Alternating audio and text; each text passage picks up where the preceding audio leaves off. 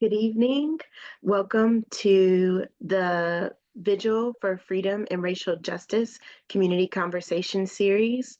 Tonight is our second of four community conversations, and we are here standing in vigil with the Decarcerate Now NC Coalition, which is standing in solidarity with the more than 30,000, especially Black and Brown folks who are currently incarcerated in our North Carolina state prisons. We are asking that the governor and demanding that the governor use his clemency power to free folks who are incarcerated and asking for clemency, and we are particularly uplifting campaigns of those who have been working with our coalition. If you're interested in learning more about the vigil, you can visit our website, which is decarceratenownc.org. And I will hand it over now to Daquan Peters, who is the lead director for Lived Experience Voices and also a statewide community advocate with the North Carolina Second Chance Alliance. Good evening, everyone. How's everybody doing? Thank you for joining us tonight.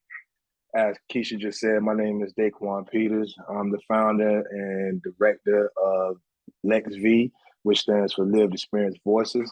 I'm also an organizer and for the North Carolina Second Chance Alliance here in New Hanover County.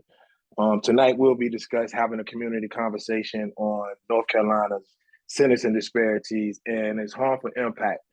And the purpose of this is because we're constantly talking about decarcerate North Carolina. We have a coalition to decarcerate North Carolina now.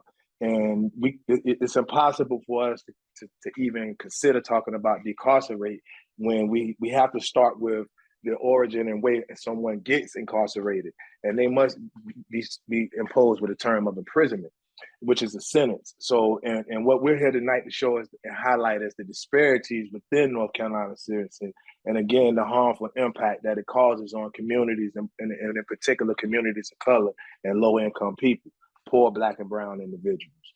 Tonight, we will be speaking about a lot of things, and we have data to show. We have experts in all in fields. We have someone here that's directly impacted. We have someone who's working with the prison legal system. We have a wealth of knowledge, and we just want y'all to get a clear understanding that North Carolina has a chronic racial and ethnic disparity in its imprisonment. And it's clear as day. It's right before our eyes. You know, they say you want to hide something from somebody, in particular a Black man, you put it in a book. So here we are tonight.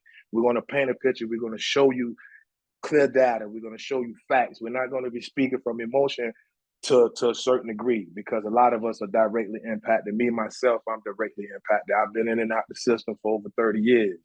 And I've been home approximately about 4 years now, a little over 4 years after serving 12 and a half. And I was sentenced to a term of imprisonment I was sentenced to a racially disparate sentence. So I've gained a certain knowledge about this, and I came home and I wanted to be able to give back to my community as well as free some of the ones that was in there. So that's why I'm here tonight. That's why I moderate these events. That's why I'm a part of these organizations. That's why I'm always on the front line, because I'm directly impacted and I know the pains of being incarcerated. So tonight, again, we'll be speaking about North Carolina sentencing disparities and its harmful impact. I have with us tonight Mr. Ben Finhall and my brother Kerwin Pittman. How y'all brothers doing tonight? I'm great. How's it going? I'm doing great. Thanks for having me. All right. Thanks for being here. Ben, man. I'm gonna start with you, Ben. Ben, you know, we're gonna speak about the sentencing disparities. And you and I have, you know, we've done some work together in the past couple of years, and every time I called on you in concerns to someone that's incarcerated, even about the condition that they was in there, trying to free someone that was sentenced that shouldn't have been in there. You know, you always was there, you always answered, and you always showed up. And a lot of people don't know that, and I appreciate that as someone who's directly impacted. Introduce yourself to the people so they can know who you are. Sure, thanks, y'all. My name is Ben Finholt. I currently work at Duke University School of Law, but I really cut my teeth on this stuff. I was a staff attorney at North Carolina Prisoner Legal Services for 9 years. In a past life, I was a high school math teacher, which seems like impossible now. But at NCPLS, we, get like 50 letters a day, and it's sort of a constant flow of people telling you about the problems that they are seeing in the system. And I eventually got to the point where I realized that one of the groups we couldn't really focus on was folks doing really long sentences. And so I secured some grant funding so that we could start to address specifically the problem of extreme sentencing in North Carolina. And I've been doing that now for like 5 years. So the place I want to start, well, actually, wait, that's just my introduction. My fault. Daquan, carry on. No problem. No problem. No, I want you to carry on, because see, you getting ready to get right into the meat and potatoes of things. But you know what? I'm glad you did that, because before we move on, I just want to highlight something. I want to show the audience what North Carolina prison system looks like by the numbers, the disparity within North Carolina prison system by the numbers. What we deal with is data, and data don't, men lie, women lie, numbers don't. And we know and understand that a lot of these people that are in seats of power are continuing to perpetuate this mentality to lock them up and throw away the key and give them long sentences, as you just said. So, Keisha, can you pull up the graphs from the prison policy initiative so I can show the people what North Carolina looks like? So go to the one where it shows where North Carolina incarcerates more people than these other countries. It's at the top. No, yeah. Right here. This is what North Carolina looks like. Right? This is what North Carolina incarceration rate looks like. This is not something somebody just went in there and said, oh, this is not fake news, by the way, me. This is real reality. This is real reality. And this incarceration rate, when you see this incarceration rate, I want to show you where Black people make up 21% of North Carolina total population, but represent over 50% of its imprisonment population. So right here, it shows you right here, the graph shows you in clear day. Clear as day, it's right here. It's right here. And the people that continue to make sure this stays here are continue to sit in the seats of power. So what we're here tonight to do is not only show you, but to incite you and hopefully and so you can engage you into being able to come a part of us making a change with this right here. Because this is ridiculous. This makes no sense. This makes no sense. Look at the imprisonment rate for Blacks and look at the imprisonment rate for whites. Look at the residency rates for whites and look at the residency rates for Blacks. Look at the jail incarceration rate. Over 120-something thousand people, different people go in and out of North Carolina jails a day. That's a lot of people that's funneling through this system. And the thing about it is, North Carolina funds its criminal justice system off the poor Black and brown individuals. That feeds this right here. That feeds this right here. Lack of education, lack of opportunity, social economic issues. All of these issues attach to this right here. You know, I just wanted to highlight that before Ben got into what he's saying, because he's going to speak power to this truth right here. Yeah, thanks, Daquan. And honestly, I can just pick up right there. I mean, what we are looking at here is, frankly, a relatively recent phenomenon. Oh, wait, I want to go back. Yeah.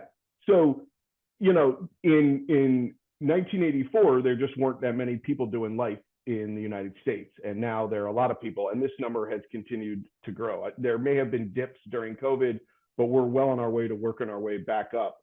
And so the idea that we're just going to keep people in for a really long time, a lot of people in prison for a really long time, not a few people, but a lot of people in prison for a really long time, is a recent phenomenon. This is not the way it's always been. And building on what Daquan said, one of the things when I started looking at folks who were in prison for a really long time in North Carolina, I found that it's not just that you've got 21% of the population and a little bit more than 50% of the prison population are Black or African American folks. It's that every time the sentence gets a little worse, it's more likely that it gets imposed on a Black or African American person. And not, and I think that one of the things that we see here is that we're more willing to impose these really long, really harsh sentences on, in particular, Black folks, but also folks of color generally. So, in 1990, the state was only about a quarter folks of color. That number, obviously, as it is in many parts of the country, is growing. But it's the same thing that we see with Black folks, is that, again, the longer the sentence gets, now you could say the more likely it is being imposed on a Black or brown person, period. Any person who comes, it basically is not a white person. It's just more likely that you're going to get hit hard by the system. So one of the things that has been a little bit difficult, I think, for advocates in this area is that when people have sort of looked at this problem on a sort of case-by-case basis, they often find that on a case-by-case basis, it's not that the individual Black guy is getting treated more harshly than the individual white woman who's in his same situation. And yet we see these enormous disparities. And that is, I think, while I do think that there are individual acts of racism within the system, this also just speaks to the fact that we have a system that is frankly designed to do what it is doing now, which is to incarcerate and warehouse large numbers of Black and brown folks. The thrust of our system, generally societally, but also just in terms of the criminal legal system, is acting in the manner in which it has been designed, which is to function as a place where we can shove folks off to the side. So this last statistic is the one in which we actually lead the country, which is not a statistic where you want to lead the country, which is that of all the kids that we have ever said, you're never going to get out of prison, 91.6% of them have been kids of color. That's a staggering number. I mean, that means every time you're telling somebody who has the most ability to change and will have to do the longest amount of time in prison, that they have to stay there forever, it's almost certain that it's a kid of color. We just don't do this to white kids. I'm just going to leave this up here too. This is from a paper from Professor Frank Baumgartner at North Carolina. I mean, so while this is true, sort of as the sentences go up, there are just lots of areas where the way the system works is that it falls much harder on Black and brown people. But then the last thing is, so while we don't see, well, not the last thing, but we don't see necessarily individual case differences. But again, we see the systemic impact. But again, as we pointed out, one area where this is the worst is with kids. So North Carolina was the last state in the country to stop sending 16-year-olds into adult court automatically. We're the last one. And if you look at just the way Black and African American boys have been sentenced, the disparities are the most dramatic. So again, there have only been 10 kids in the past 30 years that we have said, you got to go away for 60 years. And 8 of those have been Black boys. So, and again, that's about the percentage overall, except that these are people who only make up 13% of the population who's eligible for this stuff. So this is, on the one hand, there may not be these individual case differences. On the other hand, when you look at kids, there's these enormous case-by-case differences, and that does point to something more insidious. The other thing I want to talk about a little bit is habitual felon status. So this is something in North Carolina that can greatly increase your punishment. So it's basically at the time you are being charged with your 4th felony, if you've already had 3 convictions, this is the thing, the district attorney can do whatever they want. They can either charge you with this status of being a habitual felon or not. It's totally up to them. And so what you find is, like, this is a scenario I've laid out because you see this a lot, right? There are folks who have drug habits, and the way they feed those drug habits is by stealing stuff. And so this example here is frankly like not uncommon. We saw this all the time at Prisoner Legal Services, where you're stealing copper pipes so you can sell them, so you can get a little bit of money, so you can buy some drugs. And what you see there at the bottom is, if you sort of walk your way through this, this person could get 8 months in prison, but they also could get 168 months in prison. So we have a situation here where you can multiply someone's sentence by more than 20 times just based on the total discretion of the prosecutor. And that in turn, when you put discretion into a system that has been, designed generally to be more difficult on Black and brown folks, that we looked at all of the habitual felon sentences over a 27-year period. And in 88 of our 100 counties, the rate at which Black and African American folks were sentenced to habitual felon status was at least 1.5 times higher than that percentage of folks in the general population. And the 12 counties where it didn't happen were these tiny little counties where they hardly have any of these cases.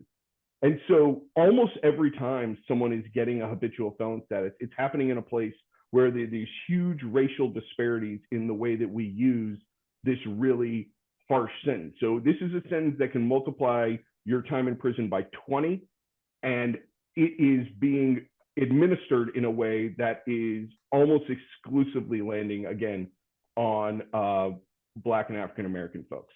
So again, by the way, the last thing I will say is these data that I have here are all things that I have pulled from the Department of Adult Correction data that they provide publicly. So this is not sort of proprietary stuff. This is stuff that anyone can download, that anyone can look at, and is not something that is secret in any way. And I think it really highlights the systemic nature of extreme sentencing and the systemic nature of racial disparities involved in extreme sentencing here in North Carolina.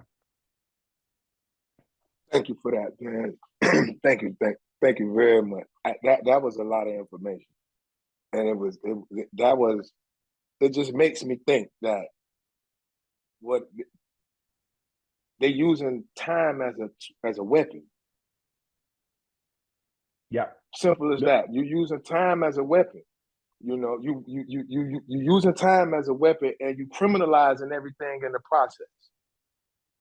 Yeah, and I think that the habitual felon example, I mean, there are plenty of folks from across the spectrum of North Carolina who think that, if you commit murder, you should go away for life. I don't happen to be one of those people, but that's a pretty popular opinion with lots of folks. But the idea that you could steal some copper pipes and do 168 months in prison, which I was a math teacher, so I should be able to do this faster. But, we're talking about 14 years, something like that. I mean, 14 years for stealing copper pipes, even if it's your 4th time stealing, is, I kind of don't care how many times you steal copper pipes. You shouldn't be doing 14 years in prison, even if you steal copper pipes 100 times. I know that feeling. So, yeah, and again, and that's an area where the disparities are huge. And so it's really harsh, and the outcomes are very racist. And so, I just think that's a clear place where we could do better as a state, or have to do better as a state. Yeah, and see, all of that leads up to, it's a perfect segue into my brother right here, Mr. Kerwin Pittman right here, where all of that stuff, all of those, the statistics and the data that we see today causes major harm. It's a harmful impact when you sentence somebody to a long term of imprisonment. I could tell you that through lived experience, that it creates mental disorders within someone. When you literally take a social being, someone who's a social being, and you place them in a cage or behind a wall for 10, 15, 20 years, and you expect for that person to be a normal individual when they come back into society and function as a normal individual would, you know, that's not going to be an easy thing. That's a harmful impact that's going to cause not on that individual, but that individual family as well. You understand what I'm saying? So that also caused an impact, major impact to the community, because when you lock this many Black men up, you're depleting resources out of the community. You're taking away valuable assets to the community. I don't care if that individual happened to make a bad choice and a bad decision. It's not your choice or decision to say he could never or she could never change or become a better person. So you take that individual and you use time as a weapon to put that individual right back in a slave state, which the 13th Amendment now says that they could do. And they just perpetuate that mentality over and over and over and over and over again. That's why we see the numbers the way they are. And it's a harmful impact, you know, and I want my brother Kerwin here to speak to that for a second. Introduce yourself to the people, brother. Hey everybody, my name is Kerwin Pittman. I'm a social justice activist located in the city of Raleigh, but travel across the state doing statewide policy. I'm a lobbyist. I sit on a few of the governor's boards. Most importantly, like what I like to always say is I'm a justice involved and justice impacted person, meaning I've spent a substantial amount of time in the carceral system, in the prison system throughout North Carolina. In the prison system throughout North Carolina, I've been from one end of the state to the other, from maximum security to minimum security several times around. And you know what Ben and Daquan is definitely speaking to is definitely correct and reflected inside of the carceral system. It is a heavy influx of Black and brown individuals inside of that carceral system, and the revolving door, that recidivism rate is made up mostly of Black and brown individuals. But when one do their research, right, and pull up the quantitative data that Ben just shared and really see it, it is no surprise, right? When you do the history on how this system was even created, how it evolved, you know, the carceral system is nothing more than modern day slavery. Like, and we have to see it as that and call it as that, because it really is. We know that law enforcement derived from slave patrollers, and we know that law enforcement then had to create some type of, the system then had to create some type of container to funnel these people into, and that is the criminal justice system.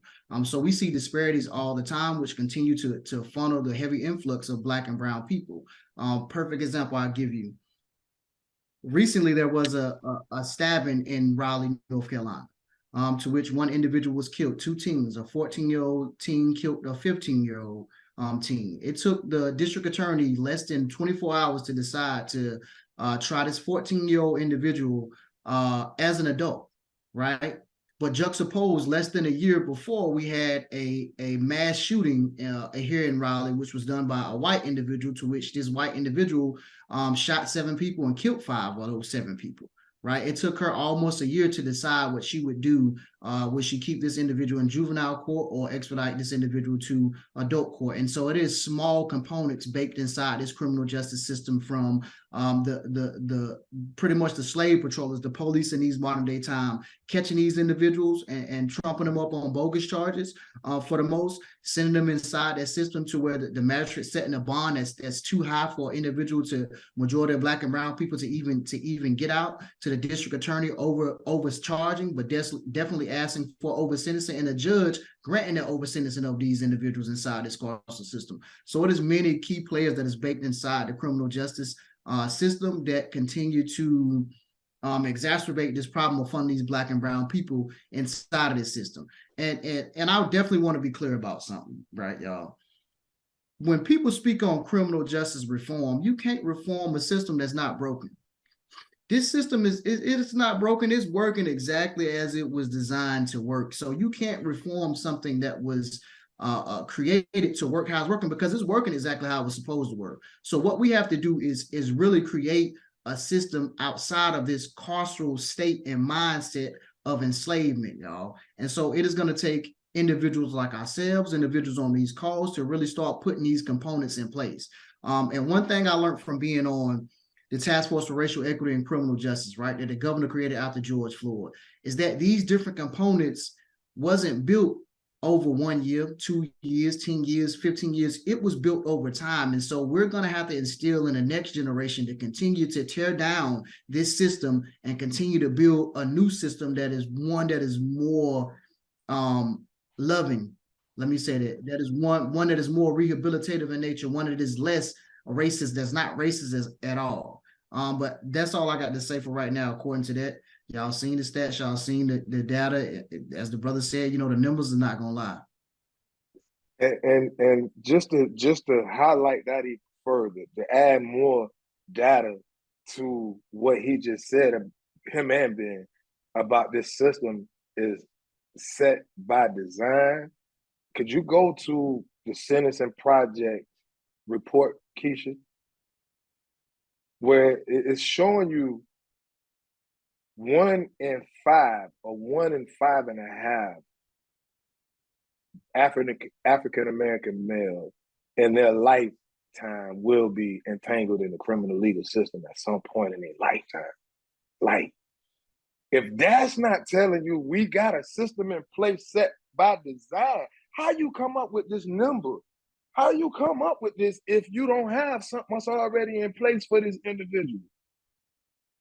It's impossible for you to have this number and can tell me that this will happen. And it changes. It changed from 1 in 3.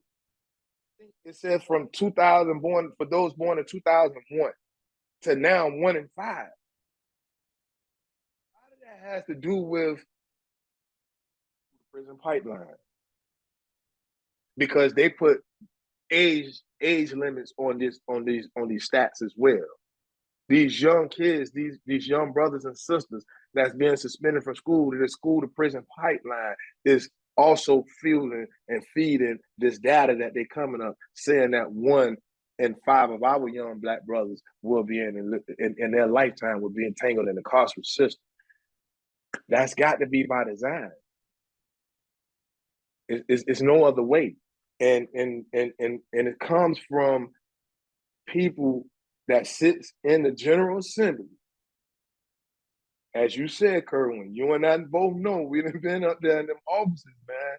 And them people, and I had to actually say to one of them, I feel like a slave coming in here asking master to free us, because we're in here showing you data on the harmful effects of these bills that you passing, and you still want us to negotiate.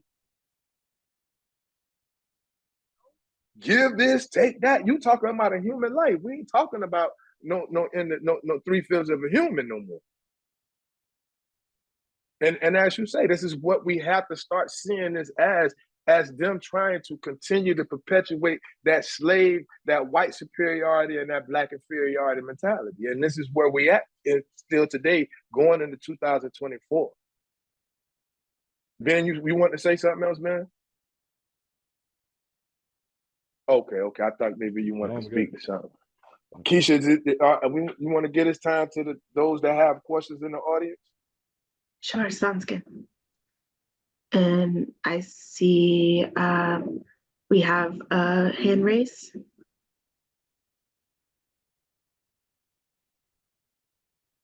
Good evening, folks. Good evening.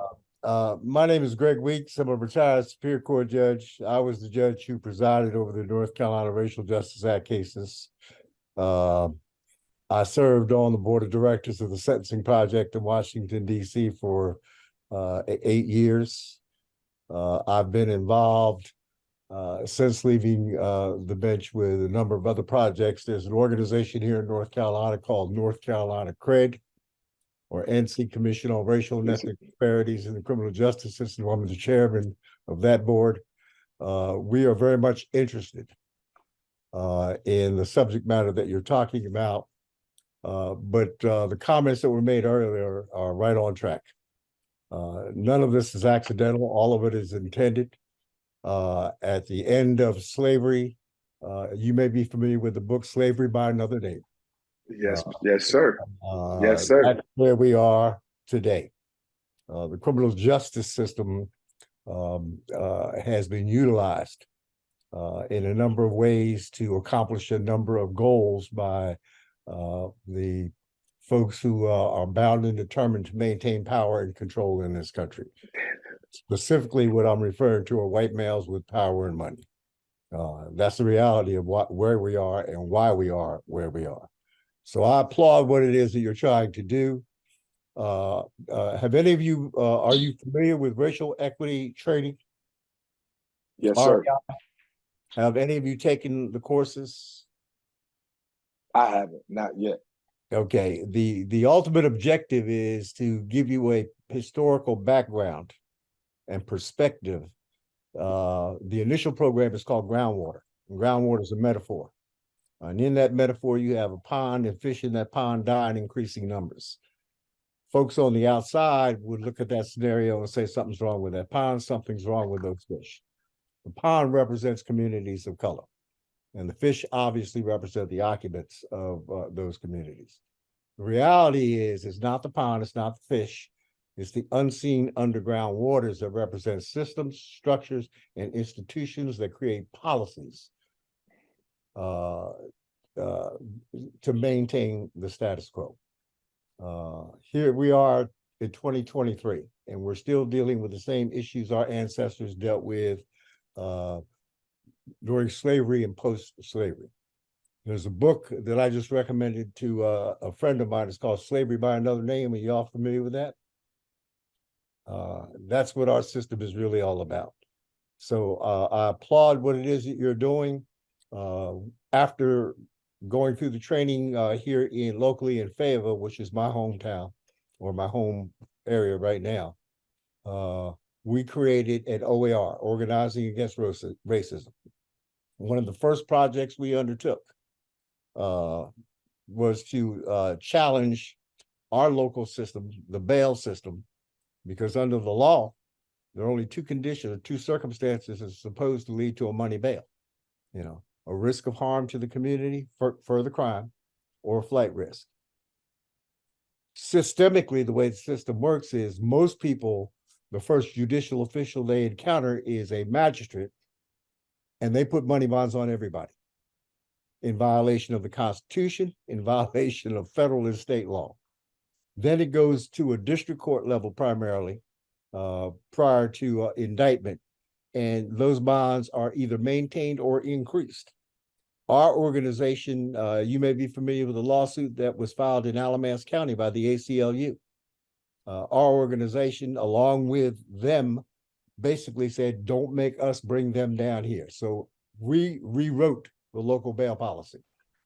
We are now in the process of trying to create a court watcher situation where we have folks from the local community, because we want to educate them as well, to volunteer to sit in our courtrooms and observe courtroom proceedings to see whether or not what's happening in the court is in compliance with the law. So there are things that you can do on a local level, and I applaud what it is that you're doing, and anything that we can do. Fayetteville Organizing Against Racism is the organization, or the Cumberland County. Okay, we definitely would get. We definitely can make sure we do that, because we do court watching here too as well. I actually have to do a court watching training next the beginning of this year, of 24. I could definitely, if you put your information, Keisha could probably get your information. It's a question in the chat. Keisha, what was the question? And we also had a question from Ben too. Well, yeah, I'll get to that question first. So is there required training for court personnel on disparities in sentencing and ways to address that? Yeah, so from what I understand, and it's not from what I understand, our current Chief Justice of the North Carolina Supreme Court has essentially outlawed racial bias training for judicial officials. Yes. So there used to be training, and he has, again, I'm not sure it's just him, but I believe that his stance has been, this is inappropriate and we're not going to do it. Are y'all familiar with the makeup of the current North Carolina Supreme Court? I mean, I am. We are in bad, awful trouble. Yeah. I also, if I could, I have a question for Judge Weeks. You know, I mean, you were talking, you know, I was in fact familiar with the fact that you had presided over the RJA cases, of course. And, you know, those were also very fact and data intensive hearings. You know, that was the whole point, was to present data about essentially racist outcomes in jury selection. But I was also wondering if you could speak a little bit about sort of like, what were the themes that you saw during those hearings that you found most troubling in terms of the way folks were talking about and thinking about, you know, seating different folks on juries that led to the bad, you know, data outcomes? Well, you know, data is the key. According to North Carolina law, jury pools, regardless of where you live in the state, are drawn primarily from, well, almost exclusively from two sources: voting records and driver's license. So that's an example of how something that on its face is race neutral has racial impacts, because that omits a number of folks in minority communities. And then when you consider, it may have changed, but back in the day, pay for jury service was $11, $12 a day. So if you come from a community where you might be a single parent house, living in a single parent household, and you're the only source of income for that household, you can't get involved in an extensive case at $11 a day, because it's going to cost you potentially not only money loss, but you potentially could lose your job.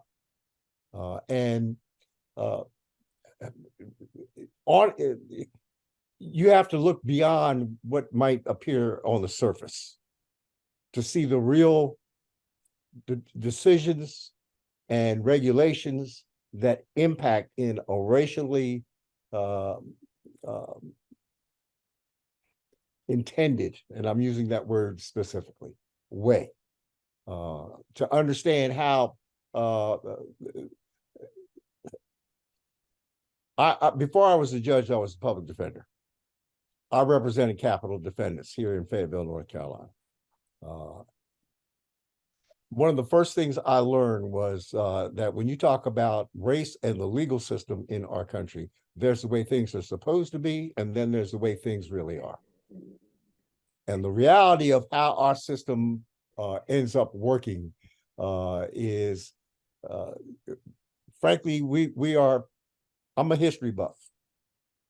And if you look at American history, every period of progress, racial progress in our country, has been followed by what Frederick Douglass referred to as the same old snake coming forth in a new skin. I'm glad you said that. You see, you keep talking, Mr. Weeks. We ain't gonna make it to the breakout room. Oh, I'm sorry. Because I don't want you to stop. I want you to keep going. I'm so glad you on here, because you speaking so much truth to power and power to truth that coming from you, and you someone who sat on the bench. You know, see, that's powerful. Hearing it from someone who sat on the bench and can I say this real quickly? Yes, sir. All right. I came to Fayetteville, North Carolina to practice law in 1977. There were no Black Superior Court judges in the entire state of North Carolina. You had to run statewide back then. As I indicated, ACLU filed a lawsuit. North Carolina Association of Black Lawyers joined that lawsuit. They changed the law, created 8 new seats, still had to run statewide. They never thought we were going to win all 8. We won all 8 and took 3 more up in the Northeast in heavily Black populated areas. Immediately after that, Superior Court judges no longer had to run statewide. I like a word that you use. You used a word that I like that you use. you said you took. Yes. You didn't. That means you didn't go begging. You didn't go asking. You didn't go with all the pity party. You didn't go with any of that. You No, sir. went with force. You went with power, and you had power in people, and that's what you knew and you stood on. But we have to get if you can stay on with us. We're Yes, gonna sir. put you in you can go to the break rooms and I would definitely circle back with you myself. Could you go? We can spend 5 minutes in a break or 10 minutes in a break room, and then come back and we can continue this conversation because Yes, sir. it's getting real. It's getting very good. This is a very good community conversation. Something the community definitely needs to hear. Yes, sir. Yeah, we had some pretty good conversations in our break room just then. We couldn't really get into it. I was just really explaining to those in my break room about policies and practices, how these policies and practices you can't have racial disparities if you don't have a policy that is telling someone that their behavior must institute of racial disparities within their actions. Plain and simple. And what we're seeing is a repetitive cycle. Those that sit in seats of power, it makes no sense for you to sit here and say that Black people make up 21% of North Carolina's population, but we make up over 50% of its incarceration population. And you wonder why they try to ban North Carolina Supreme Court bans the new Jim Crow out of prisons. What I'm saying, you again, by design. This stuff is by design. They ban these things out of prison because they don't want people like me to educate themselves, to come back out here and be in meetings and let the world know through our lived experience what it's like being in prison. So we want to talk about the harms of incarceration. We talk about post-incarceration syndrome. That a lot of people carry back out here into society, which increases and feeds the recidivism rate, which keeps that cycle going. And they don't want to see that as a public health crisis, but they see it as a public safety crisis so they could continue to fuel the system and continue to create policies that say that this person is violent and this person is this and this person is that. But when you see a person that go to prison 5 and 6 and 7 times, obviously something's wrong with that individual if he want to run from a free world into bondage, knowing that the system is set up by design to keep him there or her there. So these are the harmful effects that what long prison sentences does to someone. The statistics and the data that he was showing earlier today, that speaks to that. That speaks to the separation of the family. That speaks to the social economic situation within our community. Because if you're talking about locking up 50%, 51% of the 21%, and that's what I'm getting from it. If I'm wrong, somebody please correct me. Because when I think of the 21%, I'm thinking of, okay, you got 21% over here, but 50%, over 51% of that 21% is incarcerated, correct? Because 50% of the prison population, or the Black prison population, are incarcerated. It overrepresents itself. So what we do is we stand in solidarity through these vigils every year. We stand outside the governor's mansion. You have people out there every year, in solidarity, asking the governor to exercise his power. But we also don't have to see this this system set by design is through a cultural mindset.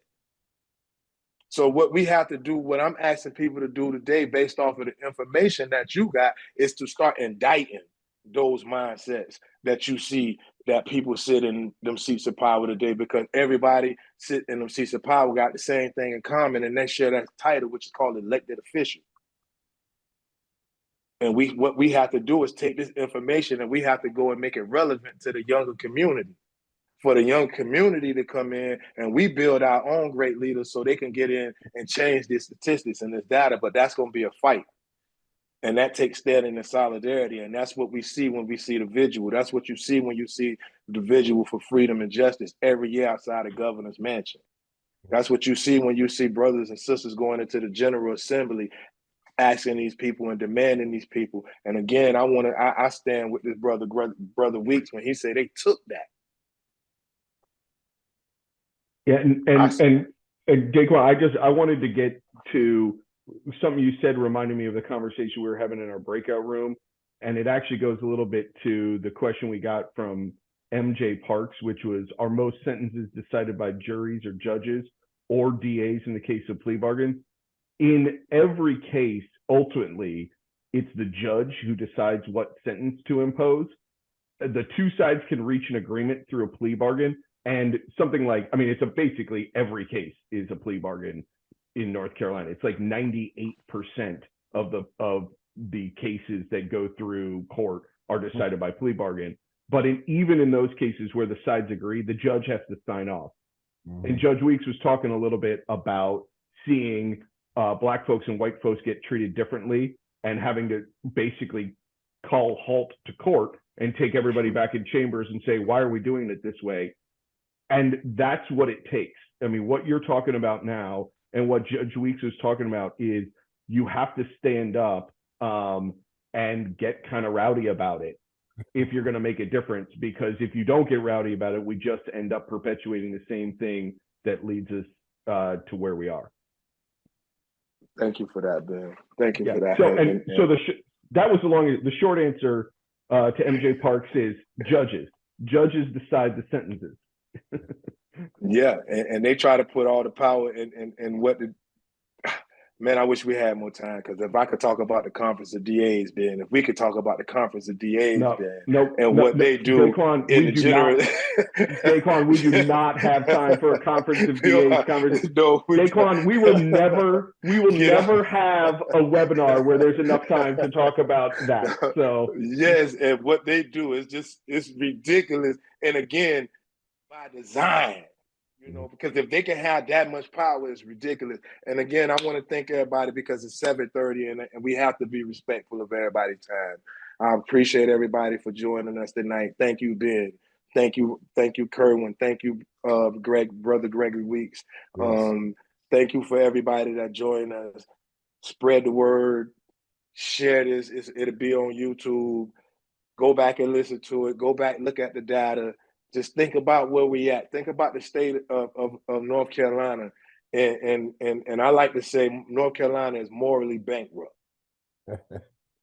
Morally bankrupt. That's me. And I'm going to end this on that note. Thank you, everyone. Have a blessed night and stay up. Peace and blessings. Take care, folks. Yes, sir. Thank you.